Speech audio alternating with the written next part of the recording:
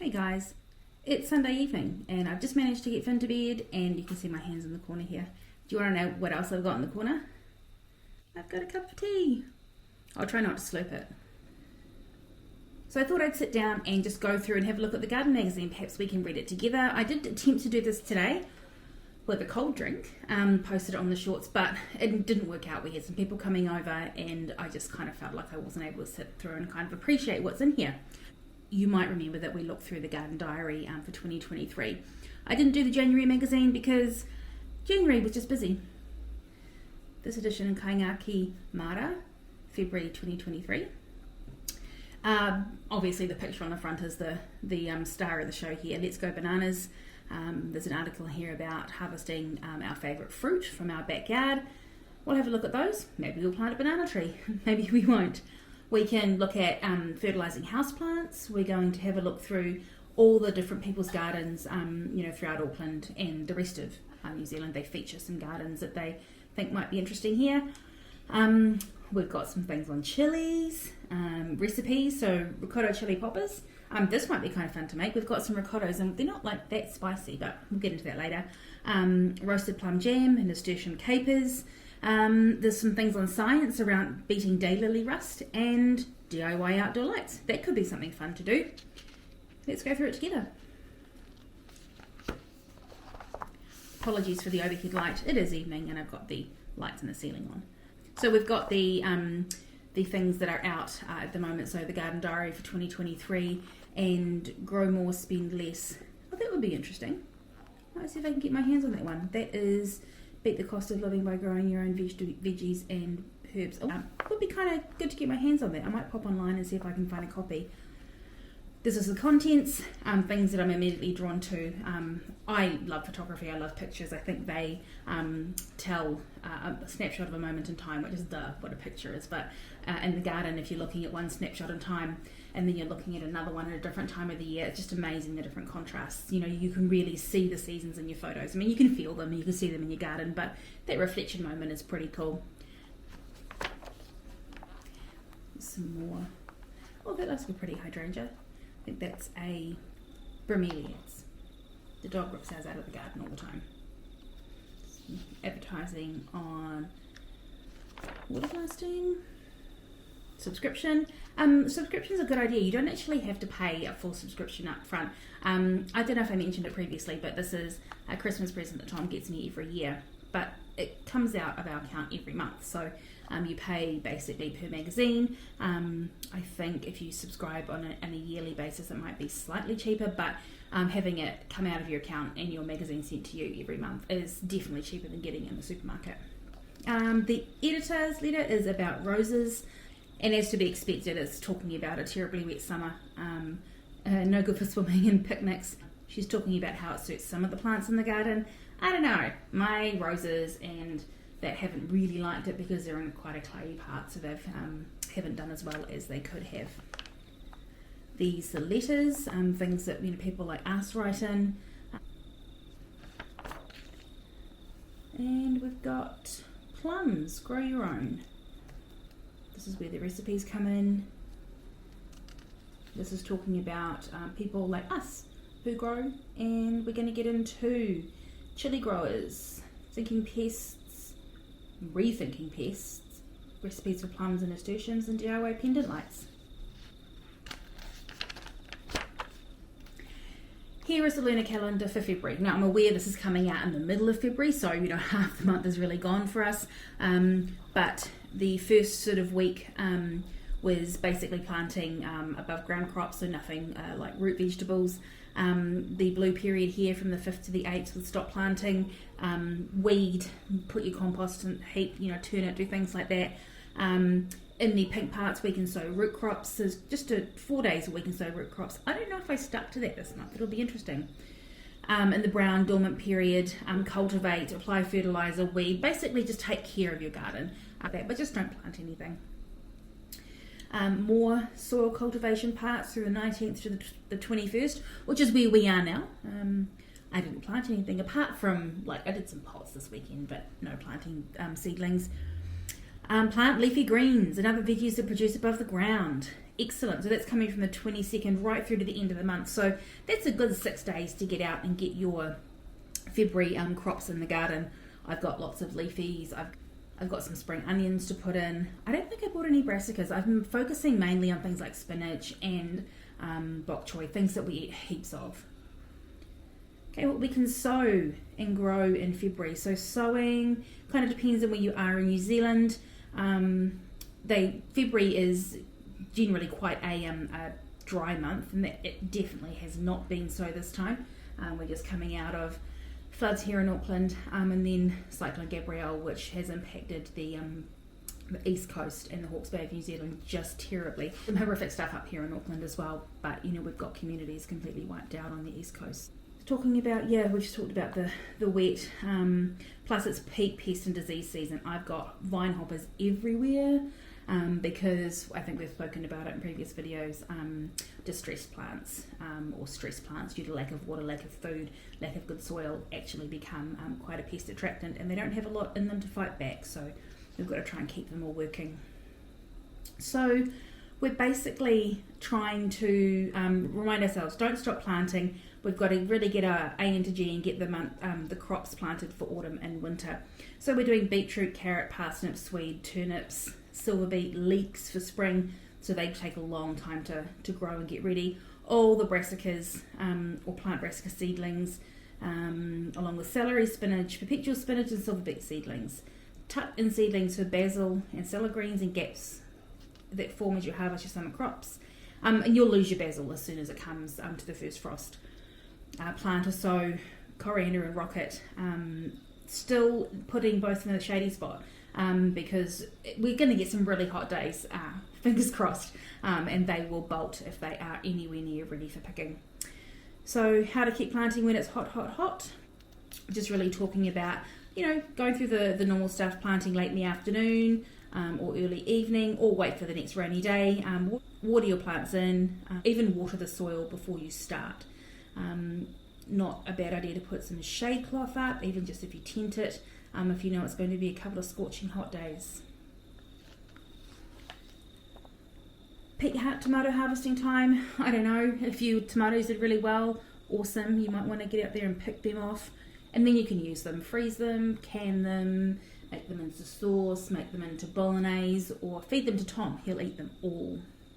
You might also see tomato seedlings popping up with the ones that the birds have spread, so you could give yourself a try and pop them up and see how they go.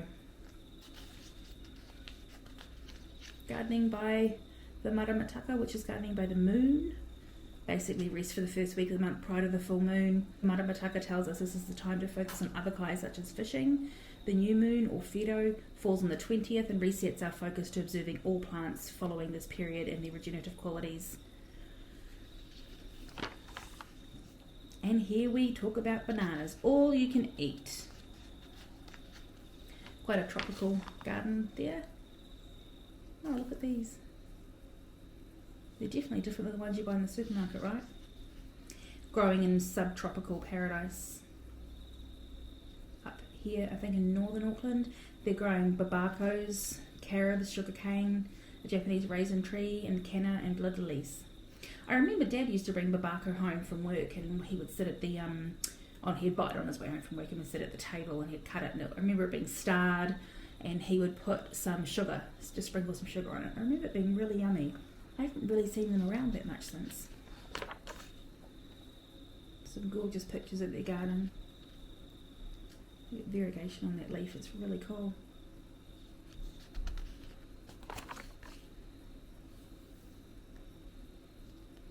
Talking about the different types of bananas. Bananas start flowering once they've grown 40 to 42 leaves, which is usually after 2 years. So I guess like all heavily bearing fruit trees, they've got to take a while to establish, right? There's the babako. Wow. Normally they'd come to us and Dad would make them sure they were nicely yellow and smell good. There's a pineapple. In the chilli garden, we've got loads of chilies here, as you might have seen from some of the stuff we've been putting out. Hardy Rosé grows more than 150 chili plants and is not too big garden on Auckland's North Shore.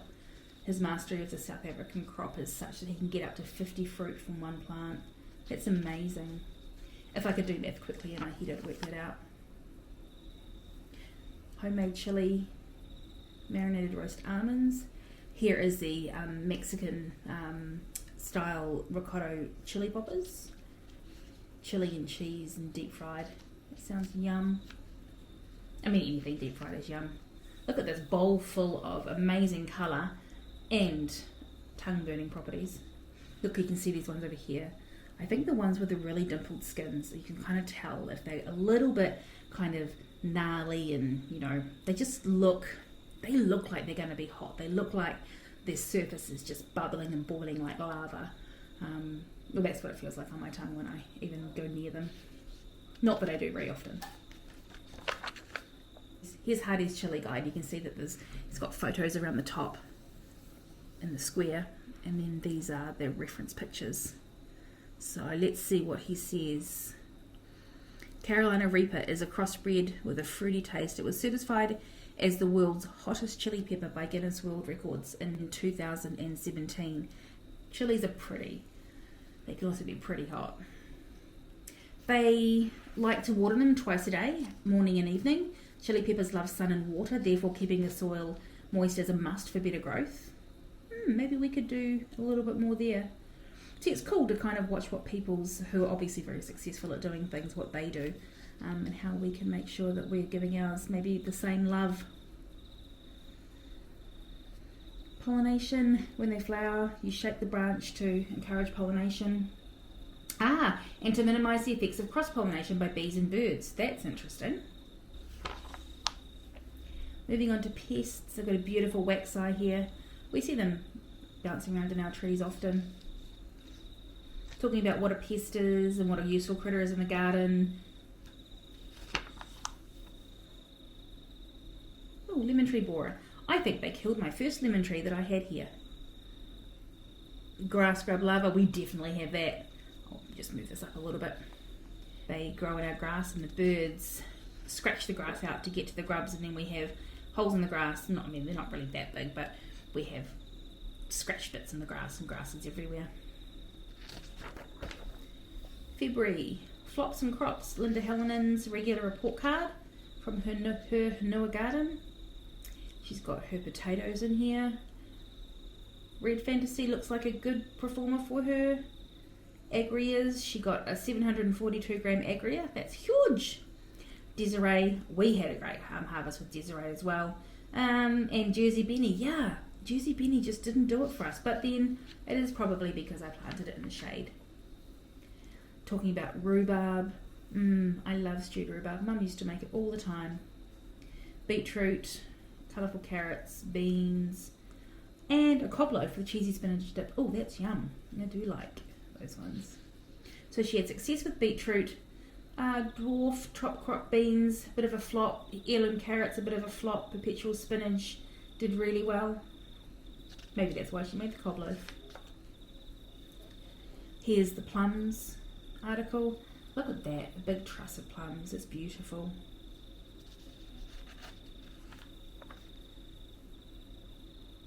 Preserved plums and light syrup recipe here. More recipe ideas.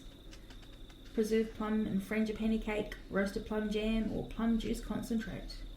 I wonder what plum juice would taste like with gin. It's evening, you see, and a gin might be nice. This one here's about nasturtiums. They grow, and once you've got them in your garden, I don't think you can ever get rid of them. But there's a couple of recipes in here. Nasturtium wraps, nasturtium butter, nasturtium pesto, pickled nasturtium seed pods. These are the ones that are like capers. Nasturtiums are also a great host plant for aphids. So one of those really great companion plants. Talking about outdoor pendant lights. These look really pretty. Imagine those hanging down from a pergola or something, just like in a set of 3. Looking like you're making a pendant and then wrapping the light coils around. It's pretty cool. paint them. They get solar lights, you don't have to worry about batteries on and off. Maybe we might try that. People and plants, this is about people's gardens. This one's from Wellington, Trial by Flower. Creative and eclectic collections of shrubs and flowers dominate the landscape where a garden designer uses her own patch of paradise to test her ideas.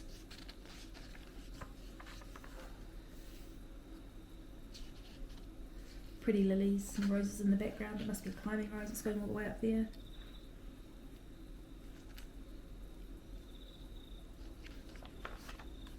Wow, that's pretty. Look at the boxwoods. Some hydrangeas in the back and some more roses as they climb up. And look at that cool little feature. Is it a window? No, maybe just a feature. Maybe a fountain. I'd like a fountain in my garden. And some espaliers along the back. Looks good. More boxwoods peeking through with pretty pink hydrangeas. Imagine all the trimming that would go into those. Wow. It does look lovely though. Speaking of which, I've got some Leucineura balls outside that I need to go and trim. They're looking very wild, nowhere near as well maintained as that sticky page. Here is the layout of the garden. Naseby, Southern Revival, in the harsh central Otago climate, long forgotten treasures and fresh favourites thrive side by side in a plant lover's redesigned haven. Whoa, the dog. And a maple, and let's go back to the plants. I think there might be peonies. Something we can't grow here in Auckland because it does not get cold enough. Lovely fountain with all these colours. They look like heucheras and terracotta. Pots. Pretty features there. Yeah, peonies grow well in this area, appreciating the dry springs and absence of damaging wind. Awesome. Pretty wisteria. Would make me sneeze my head off. Looks pretty though.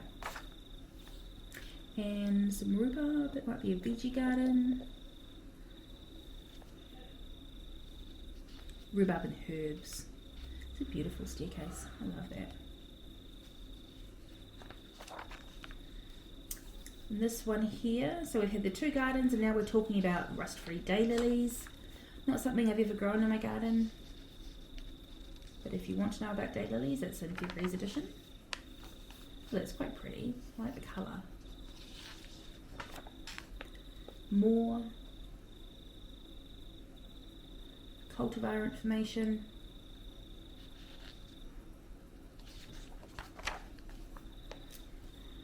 Lancewoods, talking about a type of tree.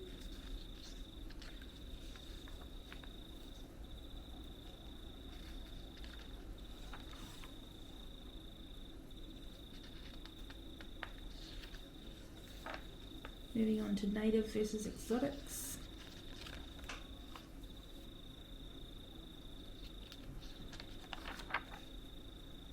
Is it kaka feeding on a flax bush? These are the flax flowers.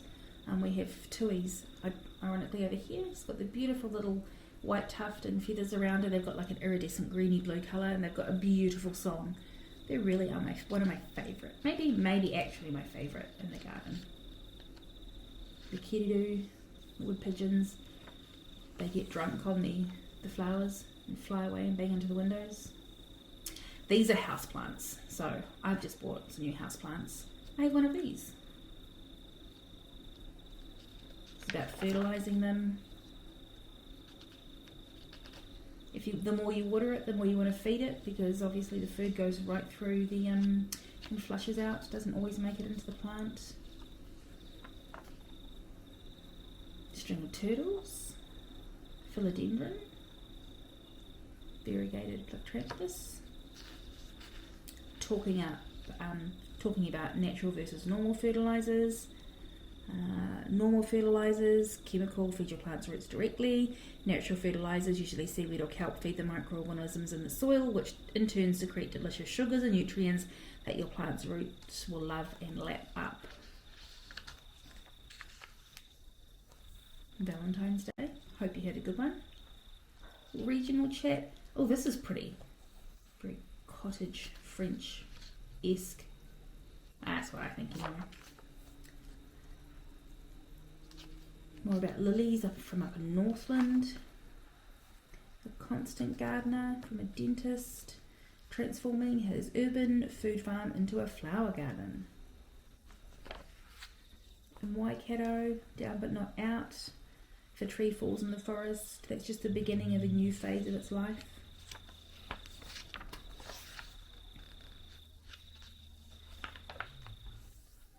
Tropical field bromeliads from Whanganui. Wellington, noble cause. Inner city garden provides food and divine inspiration to the soup kitchen it supports. Summer stunners. Blooms. Forever young. Just stories from Esther Paddon, an author and lifelong gardener who grew up in her granny's stories about her mother's colourful garden. Plant love language. Some plants require more water than others. Plant things that don't need lots of water. That's in the message here from Eden Bradfield in Oamaru. Summer refresh from Dunedin. A special and unique hydrangea has pride of place in the Larnach Castle Garden. This is in Dunedin. It's super pretty.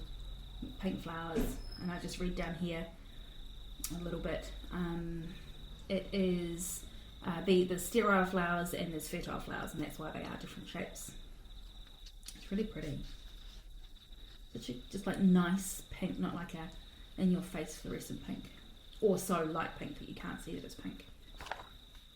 Overthinking pink much? Hops. This is from Southland. Hop to it. Even a wild forest garden, unruly vines need to mind their manners. A what's on for what's going on in New Zealand in the garden scene. Garden market. Daffodil bulbs. That's a pretty tree.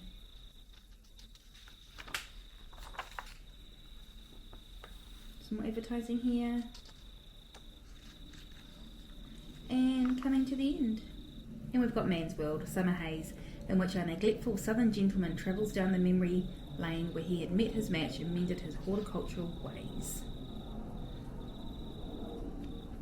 So that's what's in. Ooh, they look warm. So that's what we have in this month's edition, February 2023 of the New Zealand Gardener magazine. I'm going to go and read a little bit more about the DIY lights because they look really good, and probably read a little bit more about the houseplants fertilising. And I'm going to take a picture of the ricotta chili poppers and send it to Tom. Maybe he'll make that for us one weekend. That'll be fun. I hope you enjoyed the flip through, and yeah, we'll put March's one up as soon as it comes out. See you guys.